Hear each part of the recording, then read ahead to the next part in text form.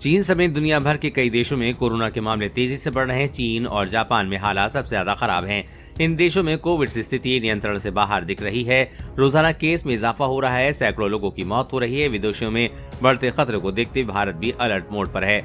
यहाँ कोविड से बचाव के लिए सभी जरूरी एहतियात बरती जा रही हैं। इस बीच स्वास्थ्य मंत्रालय के कुछ अधिकारियों ने आशंका जताई कि भारत में जनवरी में कोविड के केस बढ़ सकते हैं।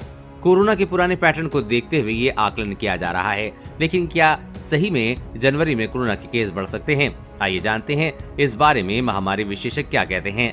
महामारी विशेषज्ञ प्रोफेसर डॉक्टर जुगल किशोर बताते हैं कि कोविड की पहली लहर आने का आकलन कई बार गणित मॉडल के आधार पर किया जाता है, लेकिन ऐसा जरूरी नहीं है कि विदेश में केस बढ़ने से 30 से 35 दिन बाद भारत में भी मामलों का इजाफा होगा।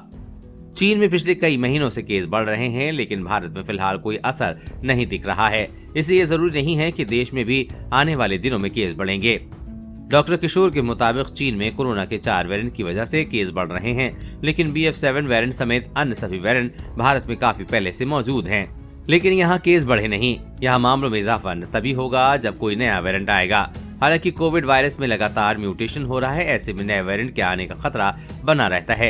इसकी पहचान के लिए जीनोम सीक्वेंसिंग को बढ़ाना होगा, इससे ही नए स्ट्रेन की पहचान की जा सकेगी। डॉक्टर किशोर का कहना है कि भारत में कोविड से फिलहाल कोई खतरा नहीं है।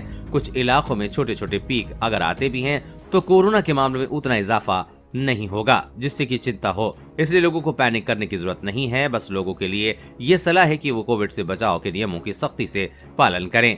नए साल के जश्न में सावधानी बरतें। बुजुर्ग और पुरानी बीमारी से पीड़ित मरीज इस बात का विशेष ध्यान रखें। कोरोना वायरस और कोरोना वैक्सीन से जुड़ी हर अपडेट पाने के लिए चैनल को सब्सक्राइब करें।